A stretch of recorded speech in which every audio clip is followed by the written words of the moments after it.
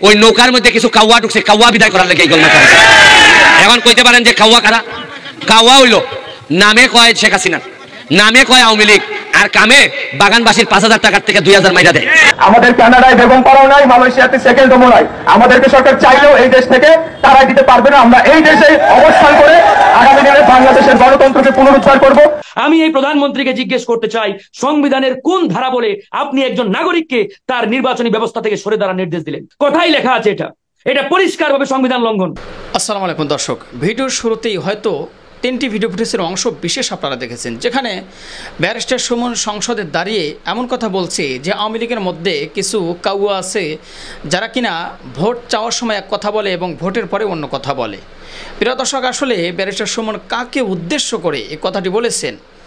প্রিয় দর্শক, ভিডিও সম্পূর্ণ দেখলেই হয়তো আপনারা সেটা একটু আন্দাজ করতে পারবেন। এবং কি আরও একটি ভিডিও ফুটেজ আপনাদের সাথে শেয়ার করব।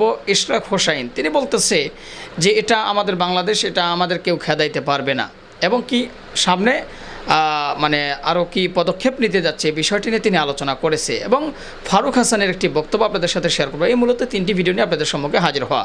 তো চলুন আর কথা না বাড়াই, এক এক করে ভিডিওগুলো দেখে আসি। সর্বপ্রথম চলুন ফারুক হাসানের বক্তব্যটি শুনে আসি। আমি এই প্রধানমন্ত্রীকে জিজ্ঞেস করতে চাই, সংবিধানের কোন ধারা বলে আপনি একজন নাগরিককে তার নির্বাচনী ব্যবস্থা থেকে সরে দাঁড়ার নির্দেশ দিলেন? কোথায় লেখা আছে এটা?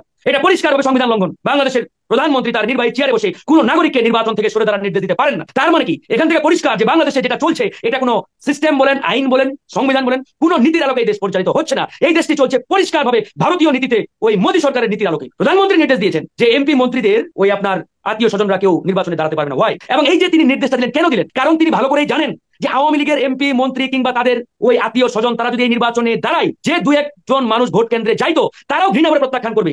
7ই জানুয়ারি আপনারা দেখেছেন 4 থেকে 5% মানুষ ভোট কেন্দ্রে গিয়েছে। 7ই জানুয়ারি আওয়ামী লীগ ভারতের পরিকল্পনায়, ভারতের প্রেসক্রিপশনে বাংলাদেশে একটি ভারতীয় নির্বাচন এখানে করেছে, যেটাকে আমরা ভারতের এক্সটেন্ডেড নির্বাচন বলি। সেই নির্বাচনের মাধ্যমে জনগণের ভোট ছাড়াই ক্ষমতায় আসছে আওয়ামী লীগ। আপনার এই লাইভ টক শোতে আমি বলেছিলাম, চ্যালেঞ্জ দিয়েছিলাম, 5 থেকে 6%-এর বেশি মানুষ ভোট কেন্দ্রে যাবে না। আপনি একটা পোল দিয়েছিলেন, সেই পোলে 98% মানুষ ভোট দিয়েছে যে আমি যা বলেছি তাই সত্য। সেদিন আপনি নিজেই সেই ফলাফল দিয়েছিলেন। আজকে বলছি এই উপজেলা নির্বাচনে জনগণ ঘৃণা করে প্রত্যাখ্যান করবে। 5% মানুষও ভোট কেন্দ্রে যাবে না। দেখেন, শুরুতেই আসলে আপনি এমন একটি বিষয় দিয়ে শুরু করলেন যে বিষয়টা নিয়ে আমরা বারবার বলে আসছি যে বাংলাদেশে বর্তমানে আসলে রাজনৈতিক পরিস্থিতি এবং নির্বাচনী যে ব্যবস্থা, এই নির্বাচনী ব্যবস্থার ছিটে ফোটাও বিদ্যমান নেই।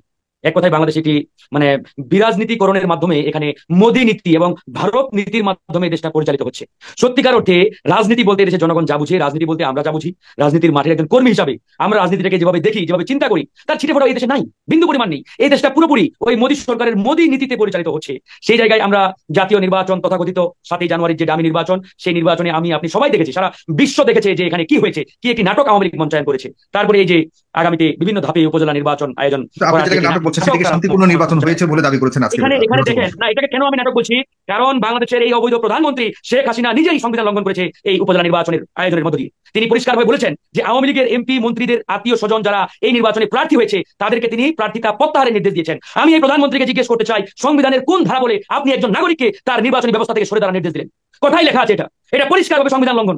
বাংলাদেশের প্রধানমন্ত্রী তার নির্বাহী চেয়ারে বসে কোন নাগরিককে নির্বাচন থেকে সরে দাঁড়ার নির্দেশ দিতে পারেন না। এই একটি এখন নেই। তার মানে কি এখান থেকে পরিষ্কার যে বাংলাদেশে যেটা চলছে এটা কোনো সিস্টেম বলেন, আইন বলেন, সংবিধান বলেন, কোনো নীতির আলোকে এই দেশ পরিচালিত হচ্ছে না। এই দেশটি চলছে পরিষ্কারভাবে ভারতীয় নীতিতে, ওই মোদী সরকারের নীতির আলোকে। তা না হলে বাংলাদেশের প্রধানমন্ত্রী কোন এখতিয়ারে এই নির্দেশ দিলেন? আপনি বলুন। প্রধানমন্ত্রী নির্দেশ দিয়েছেন যে এমপি মন্ত্রীদের ওই আপনার আত্মীয় স্বজনরা কেউ নির্বাচনে দাঁড়াতে পারবে না। ওয়াই? এবং এই যে তিনি নির্দেশটা দিলেন, কেন দিলেন? কারণ তিনি ভালো করেই জানেন যে আওয়ামী লীগের এমপি মন্ত্রী কিংবা তাদের ওই আত্মীয় স্বজন তারা যদি এই নির্বাচনে দাঁড়ায়, যে 2-1 মানুষ ভোট কেন্দ্রে যাইতো তারাও ঘৃণা করে প্রত্যাখ্যান করবে। 7ই জানুয়ারি আপনারা দেখেছেন 4 থেকে 5% মানুষ ভোট কেন্দ্রে গিয়েছে। এই আওয়ামী লীগের কারণে ঘৃণা করে মানুষ নির্বাচনী ব্যবস্থাকে প্রত্যাখ্যান করেছে। এখন আওয়ামী লীগ দেখতে পাচ্ছে যে আওয়ামী লীগের নাম গন্ধ যদি এই উপজেলা নির্বাচনে থাকে, তাহলে মানুষ যে 4 থেকে 5% মানুষ ভোট কেন্দ্রে যায় এরাও যাবে না, এরাও যাবে না। মানুষকে এতটাই ঘৃণা করে, আওয়ামী লীগের জনগণ এতটাই ঘৃণা করে, এতটাই ঘৃণার চোখে প্রত্যাখ্যান করে।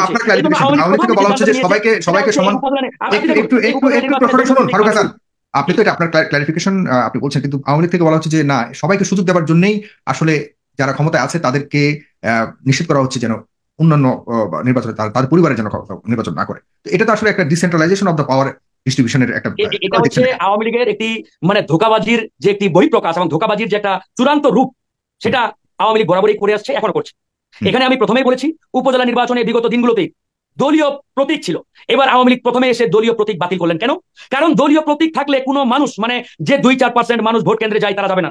এই জন্য প্রথমে দলীয় প্রতীক বাদ দিয়েছে, তারপরে সিদ্ধান্ত নিল আওয়ামী লীগের এমপি মন্ত্রীদের আত্মীয় স্বজনরা নির্বাচনে দাঁড়ালে জনগণ ঘৃণা করে প্রত্যাখ্যান করবে। অর্থাৎ আওয়ামী লীগের টার্গেট যে কিছু মানুষ যদি অন্তত ভোট কেন্দ্রে যায়, নির্বাচনের লাইনে দাঁড়ায়, ভোট কেন্দ্রের বাইরে গিয়ে লাইনে দাঁড়ায়, অন্তত তারা আন্তর্জাতিক বিশ্বকে দেখাতে পারবে, বাংলাদেশের জনগণকে বোঝানোর চেষ্টা করবে যে এই যে স্থানীয় নির্বাচনে জনগণ ভোট দিয়েছে, আমরা একটি সুন্দর সুষ্ঠু পরিবেশের মাধ্যমে ভোটের আয়োজন করেছি। এটি স্রেফ আওয়ামী লীগের একটা স্ট্যান্ডবাজি, ধোকাবাজি, এর বাইরে অন্য কিছু নয়। আজকে যদি আওয়ামী লীগের সত্যিকার অর্থে সৎ মানসিকতা থাকতো, সত্যিকার অর্থে নির্বাচনী ব্যবস্থার প্রতি তাদের সততা থাকতো, সত্যিকার অর্থে জনগণের ভোটের প্রতি আওয়ামী লীগের বিশ্বাস থাকতো, তাহলে 7ই জানুয়ারি তারা একটি দামি নির্বাচন করার কোনো চিন্তাই করতো না। 7ই জানুয়ারি কি হয়েছে? 7ই জানুয়ারির আগে আমরা যা যা বলেছিলাম তার প্রত্যেকটি বাস্তবায়ন করেছে আওয়ামী লীগ। 7ই জানুয়ারি আমরা যেভাবে বলেছি সেভাবে হয়েছে, এর ব্যত্যয় ঘটে নাই। অর্থাৎ 7ই জানুয়ারি আওয়ামী লীগ ভারতের পরিকল্পনায়, ভারতের প্রেসক্রিপশনে বাংলাদেশে একটি ভারতীয় নির্বাচন এখানে করেছে, যেটাকে আমরা ভারতের এক্সটেন্ডেড নির্বাচন বলি। সেই নির্বাচনের মাধ্যমে জনগণের ভোট ছাড়াই ক্ষমতায় আসছে আওয়ামী লীগ। আপনার এই লাইভ টক শোতে আমি বলেছিলাম, চ্যালেঞ্জ দিয়েছিলাম, 5 থেকে 6% বেশি মানুষ ভোট কেন্দ্রে যাবে না। আপনি একটা পোল দিয়েছিলেন, সেই পোলে 98% মানুষ ভোট দিয়েছে যে আমি যা বলেছি তাই সত্য। সেদিন আপনি নিজেই সেই ফলাফল দিয়েছিলেন। আজকে বলছি এই উপজেলা নির্বাচনে জনগণ ঘৃণা করে প্রত্যাখ্যান করবে, 5% মানুষও ভোট কেন্দ্রে যাবে না। দেখেন প্রিয় দর্শক শ্রোতা, ফারুক হাসানের বক্তব্যটি শুনলেন। প্রধানমন্ত্রী শেখ হাসিনাকে উদ্দেশ্য করে তিনি কি কথাগুলো বললেন, আশা করি বুঝতে পেরেছেন। অবশ্যই আপনাদের মূল্যবান মতামত ভিডিওর কমেন্ট বক্সে জানাতে ভুলবেন না। দ্বিতীয় নম্বরে যে ভিডিওটি আপনাদের জন্য রয়েছে সেটি হলো ইশরাক হোসাইন, তিনিও প্রধানমন্ত্রীকে উদ্দেশ্য করে কঠিন গরম কিছু বক্তব্য দিয়েছে। চলুন দ্বিতীয় নাম্বার ভিডিওটিও দেখে আসি। আমাদের কানাডায় বেগম পাড়াও নাই, মালয়েশিয়াতে সেকেন্ডও নাই। আমাদেরকে সরকার চাইলেও এই দেশ থেকে তারাই দিতে পারবে না। আমরা এই দেশে অবস্থান করে আগামী দিনে বাংলাদেশের গণতন্ত্রকে পুনরুদ্ধার করব, জনগণের অধিকার জনগণকে ফিরিয়ে দিব, বাংলাদেশের সার্বভৌমত্বকে রক্ষা করব এবং বাংলাদেশের অখণ্ডতাকে আমরা রক্ষা করবো ইনশাল্লাহ। এই শহরটা আমাদের, এই দেশটা আমাদের, এই দেশকে রক্ষায় বাংলাদেশের সাধারণ জনগণকে এগিয়ে আসতে হবে। আজকে বাংলাদেশের যে আবহাওয়া, এর পিছে বর্তমান সরকারের ব্যর্থতা অবশ্যই রয়েছে।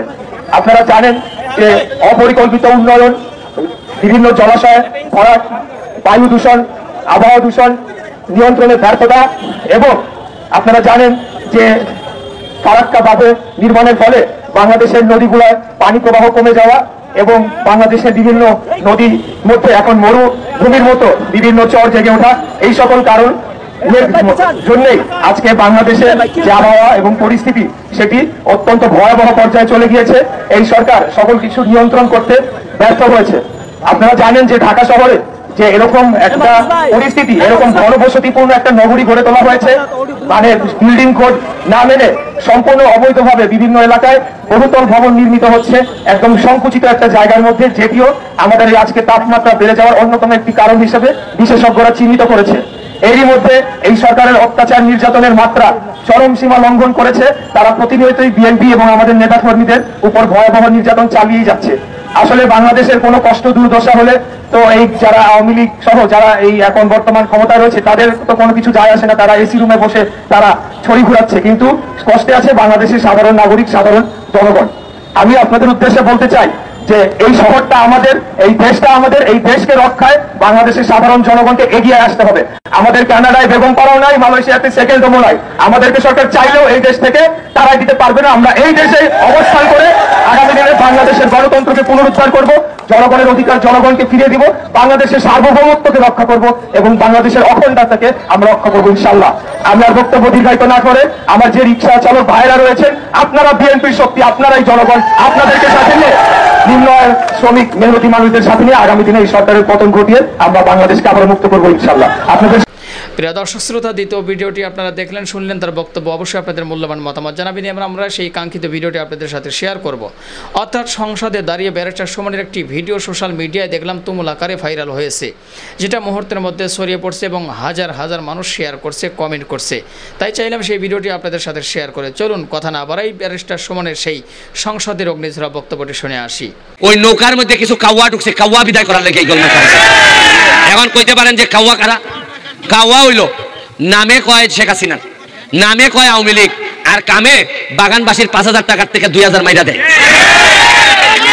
কাওয়া কেটা জানেন? কাওয়ায় ভোটের সময় কয় আমরা নৌকা লয়ে এসেছি, তাড়াতাড়ি ভোট দাও, আর আপনারা এখন রাস্তা বানাই দিবাইনি, কয় দিমু, এরপরে আর 5 বছর কোনো খবর রাখেন, এরারে কয় কাওয়া। মাননীয় সংসদ সদস্য লাফালাফি বাড়াবাড়ি যে প্রধানমন্ত্রী বলেছেন, বক্তৃতা করেন, শেখ হাসিনার নামটা পর্যন্ত শালীনতার সঙ্গে উচ্চারণ করেন না, করেন হাসিনা হাসিনা। আমরা ছাড় দিচ্ছি, কিন্তু মনে রাখবেন বাড়াবাড়ি করলে ছেড়ে দেব না। মাননীয় সদস্য জনাব সৈয়দ সাইদুল হক হবিগঞ্জ 4 সম্পূর্ণ প্রশ্ন। কালকে আপনারা ফেসবুকে দেখছেন নি 100 কোটি টাকা 196 কোটি টাকা মাইরা দুই বেটি জায়গা কানাডা কোর্টলে আইছে। আমি ভিডিও অন করিয়া কইছি ওই যখন বেশি দুইটা হালু জায়গা একদিনে 80 লাখ মানুষ দেখছে। ওই ওসি আছে একটা রমনা থানা আর টাকা শহরের সম্পদ কেউ মারতে না এর বিরুদ্ধে। আমি গিয়া কাগজ লিয়া গিয়া কইছি আমি ওসির বিরুদ্ধে দাঁড়াইছি, তার তদন্ত হোক, তার যদি সম্পদ পাওয়া যায় তার জেলে দেওয়া হোক। বাধ্য হয়েছে দুদক দুর্নীতি দমন কমিশন আমার অ্যাপ্লিকেশনের উপর নিতে। আমার ওসি এমন কোন ভাবে নাই তদবির করছে না, প্রেসার পর্যন্ত আমার দিছে। আরে আমি তো সোনারঘাট লিয়া খেলি না, আমি খেলি সারা বাংলাদেশের বিরোধিতা যারা করে এর বিরুদ্ধে খেলি। আমি ওসিরে কইছি এটা ফেসারে খামুইতো না রে ভাই, আমি সোনারঘাটের ফুলা, আমার সারা শরীরের মধ্যে মানুষের চেয়ে খুল যাব সর্বোচ্চ মারবাই এমনি আমারে। আর যারা মারতায় না এরা কিন্তু বাঁচবো না তা সারা জীবন। যারা ডরায় না আপনারা, যারা কথা কইতে ডরায় তারা কিন্তু আমার চেয়ে বেশি বাচ্চা লাগে না। তারা যদি আমার হাত লেখকে দেখে হাজার লোক আমার মারতে চাইলে মারতে পারতো না। ভিতর থেকে কথা বার করুন, যারা 2 নম্বরই করে কথা বার করুন, নাইলে এমন অবস্থা না। চা বাগানের শ্রমিকরা কই আসলাম যে আরে তোমরা আন্দোলন করো, যা লাগে আমি দিব খানি, 120 টাকা মজুরিতে এমনই মরবাই, তাহলে মরার আগে একটা আন্দোলন কইরা দিয়া মইরা যাও যাতে 300 টাকা হয়। উন্নয়ন আমি আপনারা একটা কথা কইয়া যাইতাম চাই, খালি আমার আর মরলে উনকার আমার কোনো দুঃখ নাই, একটু কষ্ট লাগবো যদি উনকা মরি, আমার ছেলে মেয়ের লেগে কষ্ট লাগতো না। কষ্ট লাগবো যে আমি আমার সোনারঘাটটারে জায়গা মতো দিয়া দিতাম পারছি না। সর্বোচ্চ মারবাই এমনি আমারে তিদিন আমারে কইন তারা যে তোরা মারি লিবরে ফুট, তুই তো খালি সোনারঘাট তোর শত্রু না, তোর শত্রু হইলে দুনিয়ার সব মানুষ বেশিরভাগ নেতা আমার শত্রু। এখনো সোনারঘাটের মিনিমাম 1 থেকে 150 ব্রিজ লাগে, এখনো ফুটপাড়ি দিয়া আপনার ফুটপাড় থেকে পশ্চিম পাড় পর্যন্ত আরো 3টা ব্রিজ লাগে, নাল মুখ লাগে। সোনারঘাটের যে ব্রিজটা এটা পুরানো গেছে, এটা বদলাই নতুন করণ লাগে, একটা রাস্তা করণ লাগে। আপনার প্রতিটা রাস্তা ভাঙ্গিয়া সুরমার একটা বা 2টা দিলেও আমি চালাই নিতে পারবো মাননীয় মন্ত্রী। ধন্যবাদ। আমি এখন মাননীয় যোগাযোগ মন্ত্রী জনাব ওবায়দুল কাদেরকে তার বক্তব্য রাখার আহ্বান জানাচ্ছি। মাননীয় স্পিকার, মাননীয় স্পিকার আপনিও বলো ভুলক্রমে আমি এখন যোগাযোগ মন্ত্রী নই, যেটা আমাদের আমি সড়ক ও সেতু মন্ত্রী, সড়ক পরিবহন ও সেতু মন্ত্রী। হ্যাঁ, এটাই হলো শুদ্ধ। এখন দেখলাম তারা এটাও জানে না। আমাকে আপনি তো যোগাযোগ ছাড়া কথাই বলেন নাই সব সময়। এই লাফালাফি বাড়াবাড়ি যে প্রধানমন্ত্রী বলেছেন, বক্তৃতা করেন, শেখ হাসিনার নামটা পর্যন্ত শালীনতার সঙ্গে উচ্চারণ করেন না, করেন। হাসিনা নেতা আন্দোলনের নির্বাচনের খেলা হবে এমনি বলিনি। মাননীয় সংসদ সদস্য, ভারতে পশ্চিমবঙ্গে যে নির্বাচন হলো, যে নির্বাচনে মমতা ব্যানার্জি বিপুল সংখ্যাগরিষ্ঠতা জিতেছেন, সেখানে মূল স্লোগান ছিল খেলা হবে। কি আমি ভুল বলেছি? সেখানে শুধু মমতা ব্যানার্জি না, নরেন্দ্র মোদীও খেলা হবে, দুর্নীতির বিরুদ্ধে, সন্ত্রাসের বিরুদ্ধে, এগুলো বলে বক্তৃতা করেছে। এটা কোনো হালকা বিষয় না। রাজনীতিতে এই পলিটিক্যাল হিউমার আছে, তো পশ্চিমবঙ্গে তো কেউ বলেনি এ কথা। আর আমি কালকে 2 লাখ লোকের সামনে বক্তৃতা করছি, সারা মাঠ খেলা হবে বলেছে। তাহলে জনগণ তো এটাকে অপছন্দ করছে না, আপনি কেন করছেন? আপনার ভালো লাগে না আপনি বলবেন না, আমি বলবো এটা একটা পলিটিক্যাল স্লোগান।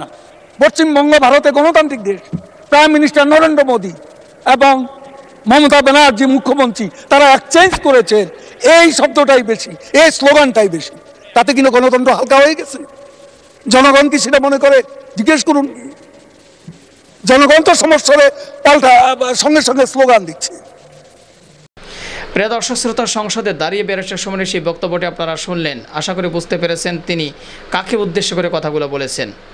আপনারা একটু কমেন্ট বক্সে জানাবেন, পারলে ভিডিওটি শেয়ার করে দেবেন। আর হ্যাঁ, অবশ্যই আমাদের চ্যানেল এখন পর্যন্ত যারা সাবস্ক্রাইব করেনি, প্রতিনিয়ত এ ধরনের সকল প্রকার নিত্য নতুন আপডেটগুলো পেতে আমাদের চ্যানেলটি সাবস্ক্রাইব করে আমাদের সাথেই থাকবেন। যারা সাবস্ক্রাইব করেছেন তাদেরকে অসংখ্য ধন্যবাদ জানিয়ে ভিডিওটি এখানে শেষ করছি। আবারও দেখা হবে, কথা হবে নতুন কোনো টপিক, নতুন কোনো ভিডিও নিয়ে। ভালো থাকবেন সবাই, আল্লাহ হাফেজ।